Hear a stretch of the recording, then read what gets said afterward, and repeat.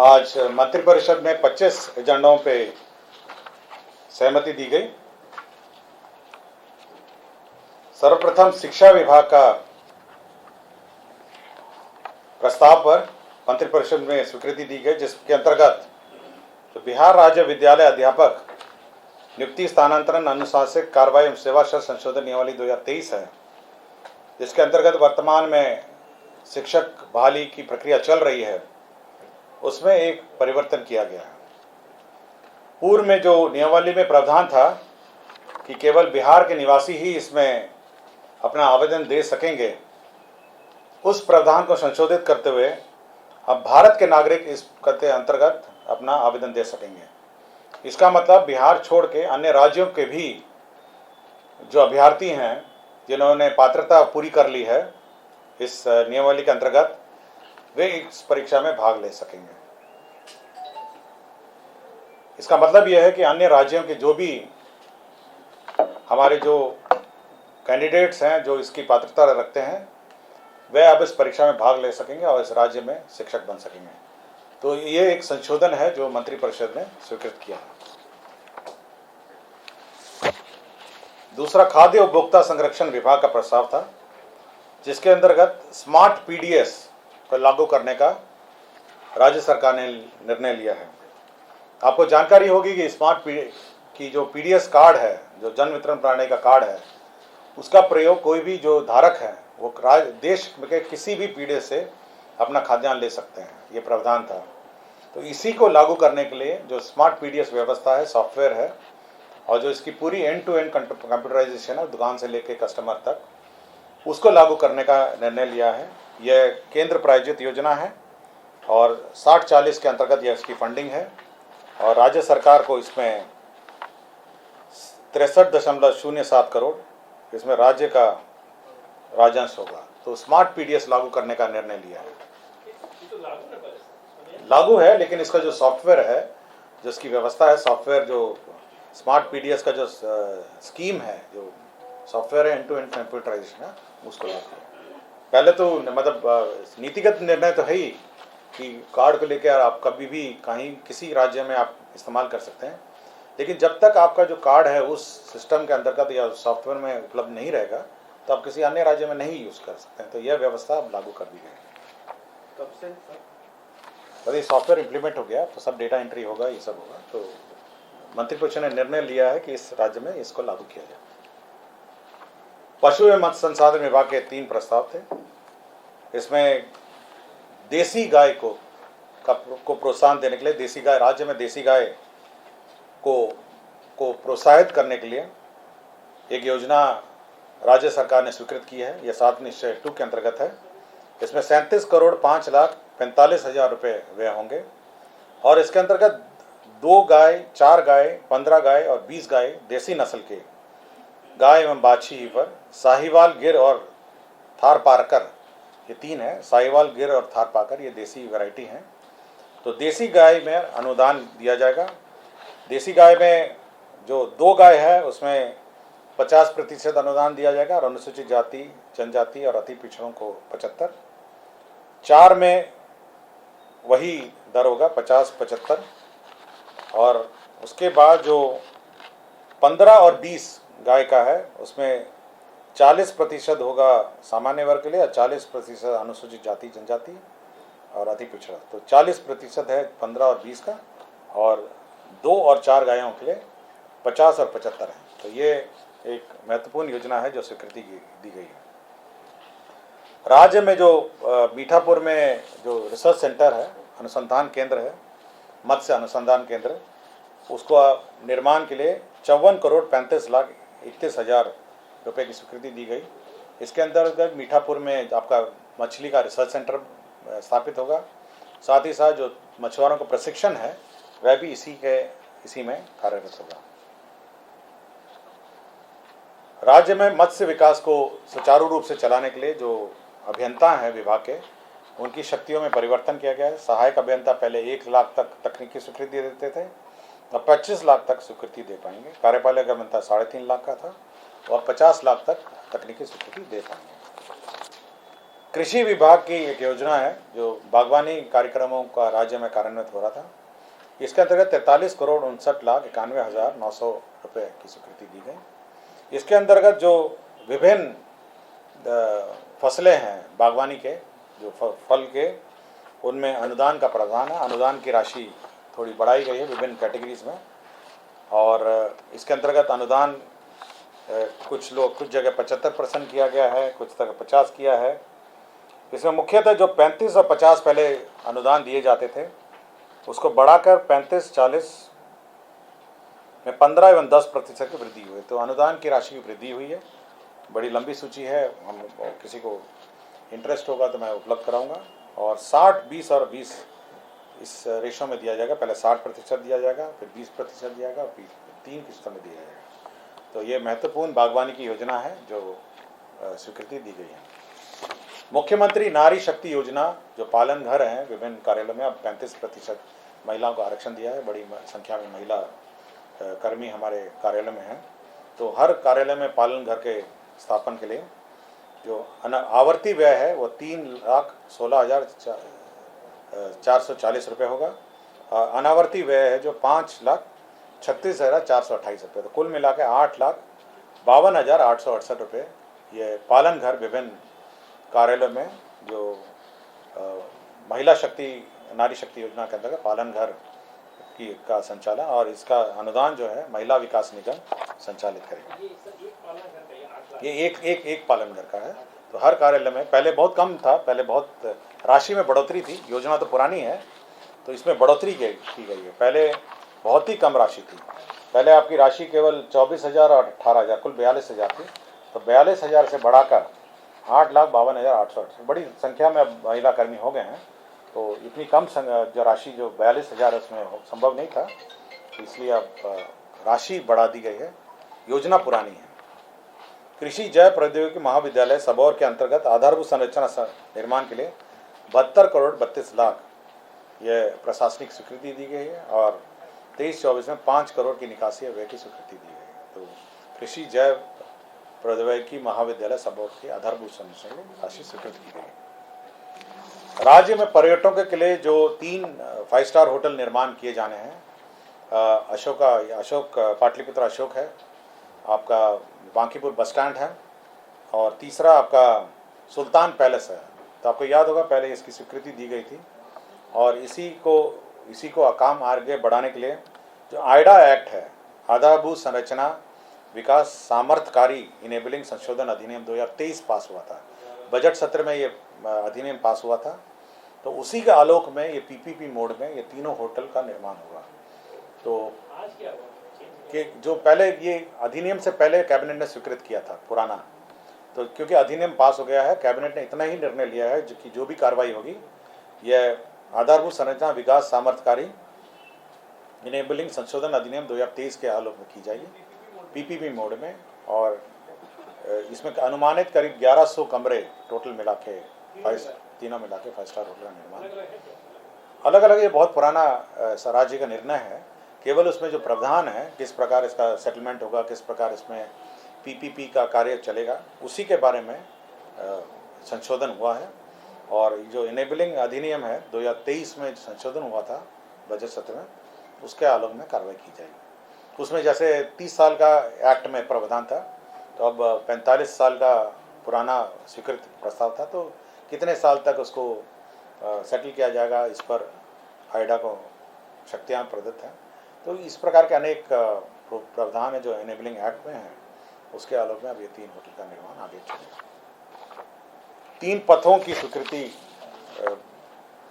मंत्रिपरिषद ने दी है। पहला है केंद्रीय सड़क निधि के अंतर्गत पटना जिला अंतर्गत नौबतपुर शहर रामपुर मचपुरा दुल्हिन बाजार पथ, यह करीब 11,487 किलोमीटर है। तो यह 49 करोड़ 77,70,252। तो यह स्वीकृति यह नाबार्ड के अंतर्गत थी, यह केंद्र सड़क नीति के अंतर्गत है। तो इसके अंतर्गत यह स्वीकृति दी गई है। दूसरा है पथ प्रमंडल दरभंगा अंतर्गत हथौड़ी कोठी से बेहड़ी पथ, ये करीब 5,395 किलोमीटर है और 34 करोड़ 28 लाख 98 हज़ार है। तो ये नाबार्ड के अंतर्गत है, तो ये स्वीकृति दी गई है। दूसरा है पथ प्रमंडल दरभंगा के अंतर्गत ही है, कमतौल पानी टंकी से सनहपुर श्याम चौक तक वाया बेलवाड़ा कांटी पोखर जहांगीर टोला मेहदी चौक पकट टोला चकोती कलवाड़ा बिदौली चौक पथ, ये करीब 20.466 है कुल लंबाई, और 56,93,14,000 रुपये इसमें स्वीकृति दी गई। तो यह 3 योजनाएं हैं जो पथ निर्माण की इसकी स्वीकृति दी गई है। जल संसाधन विभाग में भी 3 योजनाओं की स्वीकृति दी गई है। इसमें पहला है अकाली नाला छाड़ी गंडकी माही गंगा नदी जोड़ योजना। यह नदी जोड़ योजना के अंतर्गत है। इसमें 69,89,79,000 रुपये की प्रशासनिक स्वीकृति। ये 2 नदियों को जोड़ने की योजना है, अकाली नाला छाड़ी गंडकी माही गंगा नदी जोड़ योजना। तो ये एक नदी जोड़ योजना है जिसकी स्वीकृति दी गई है। सिंहवारणी जलाशय योजना एवं इससे निकलने वाले उच्च स्तरीय मुख्य नहर 0 से 317 चेन तक, इसका पुनर्स्थापन 125 करोड़ 82 लाख रुपए की स्वीकृति दी गई है। तो ये जलाशय का जीर्णोद्धार है और इससे निकलने वाले जो नहर है उसका भी जीर्णोद्धार है, तो ये स्वीकृति दी गई है। हाँ, ये वाला ये खड़गपुर झील योजना है, तो खड़गपुर झील है, मुंगेर जिला है ना ये खड़गपुर झील। और तीसरा भी मुंगेर जिला से ही है, डाकरा नाला नहर पंप योजना। आपको याद होगा कि समाधान यात्रा में माननीय मुख्यमंत्री द्वारा भ्रमण किया गया था और इसमें इस योजना का भी निरीक्षण किया गया था। और ये नाला बहुत पुरानी है, ये 1978 की है, 1978 की योजना है। और इस योजना के अंतर्गत ये बना था, लेकिन जब बना था तो गंगा नदी बिल्कुल सट के चलती थी किनारे में, और अब दूर हो गई है, जिस कारण से ये पूरी योजना बंद हो गई। तो अब उसको गंगा नदी से पानी निकाल के इस नहर योजना पंप नहर योजना को पुनर्जीवित करने के लिए डाकरा नाला पंप नहर योजना का अवशेष कार्य प्राकृतिक राशि 135 करोड़ 43 लाख मात्र की प्रशासनिक स्वीकृति। तो ये डाकरा नाला का बहुत महत्वपूर्ण योजना है और 1978 की योजना, ये सबसे पुरानी योजना, 145 या 35 145.43। और बेसिकली वही है कि नाला का थोड़ा रिपेयर है, और मेन इसका जो कंपोनेंट है वही है कि जो गंगा दूर चली गई है तो उस स्थल से पानी निकाला जाए और फिर इस नहर में जोड़ा जाए। तो ये मुंगेर का है, सिंहवारणी जलाशय मुंगेर का है, और तीसरा आपका है गंडकी आकली, ये है गंडकी माही गंडक योजना है। ये जिला मूल लिखना है, ठीक है। ये सारण जिला का, सारण के पास नदी तक लिंक चैनल है, ये सारण जिला है, छपरा जिला है। एक छपरा का है और 2 आपका मुंगेर जिला का, ठीक है। ये राज्य में जो वृहद खनिज है, ये खनिज आपको इंटरेस्ट करता होगा, ये बहुत महत्वपूर्ण है। राज्य में बहुत जगह खनिज पाए गए हैं। मैग्नेटाइट पाया गया है माजोस जमुई जिला में, मैग्नेटाइट। गैलुसोनाइट है पाया गया है पिपराडी भुरवा रोहतास जिला में। ग्लूकोनाइट पाया गया है रोहतास जिला में। ग्लैकोनाइट पाया है अधौरा कैमूर में। ग्लैकोनाइट पाया है रोहतास में। क्रोमियम निकल पीजी ग्रुप के एलिमेंट्स पाए गए हैं औरंगाबाद में और गया में। बॉक्साइट पाया गया है मुंगेर जिला में, और लाइमस्टोन पाया गया है रोहतास में, और वेनेडियम पाया गया है जहानाबाद और गया जिला में। तो इतने सारे जो माइंस पाए गए, मतलब इतने खनिज पाए गए हैं, इसके खनिज का जो सेटलमेंट है, मतलब इसका वैल्यूएशन और सेटलमेंट है, उसके लिए SBI कैपिटल को और एवं metal and scrap trading corporation है, इन दोनों को नामांकन के आधार पर 2 करोड़ 50 लाख रुपए के आधार पर इनको कार्य आवंटित किया। ये कैपिटल मार्केट्स है, ये तो आपका एक अनुमान लगाएगा कि कितना खनिज है, कितना दाम होना चाहिए, कितना रिजर्व प्राइस होना चाहिए। और जो metal scrap trading corporation limited है, ये ऑक्शन प्लेटफॉर्म है। जिसके माध्यम से ऑक्शन है, तो दोनों अलग अलग हैं। तो एक ये मैं मैडम को दे देता हूँ, तो आप उनसे ले लीजिएगा कि कहाँ कहाँ ये खनिज है। तो ये खनिज की सूची आपको मिल जाएगी, ताकि ये महत्वपूर्ण। मैडम को तो आप आराम से बैठी ना, हाँ अभी दे देते ना, अभी ब्रीफिंग खत्म हो जाने दीजिए, उसके बाद मैं सब दे दूंगा आपको काम। राज्य के 8 जिलों अररिया, अरवल, नवादा, मधुबनी, लखीसराय, वैशाली, कटिहार, सीतामढ़ी में 520 आसन के एक अन्य पिछड़ा वर्ग कन्या आवासीय उच्च विद्यालय। इसका मॉडल प्राकृत राशि है 46 करोड़ 35 लाख 28 हजार। तो कुल 370 करोड़ 82 लाख 24 हजार जो है इसकी स्वीकृति दी गई है। 2 योजना का जो इन्वेस्टमेंट क्लियरेंसेस है कैबिनेट के स्तर पर दी गई है। पहले तो है Messrs Mash Agro Foods Limited, ये इंटीग्रेटेड बायो बोवाइन मीट, ये मीट प्रोसेसिंग यूनिट है, और किशनगंज जिला ठाकुरगंज किशनगंज में यह स्वीकृति दी गई है और 45 करोड़ का निवेश है। तो मीट प्रोसेसिंग का किशनगंज ठाकुरगंज में 45 करोड़ का निवेश की स्वीकृति दी गई है।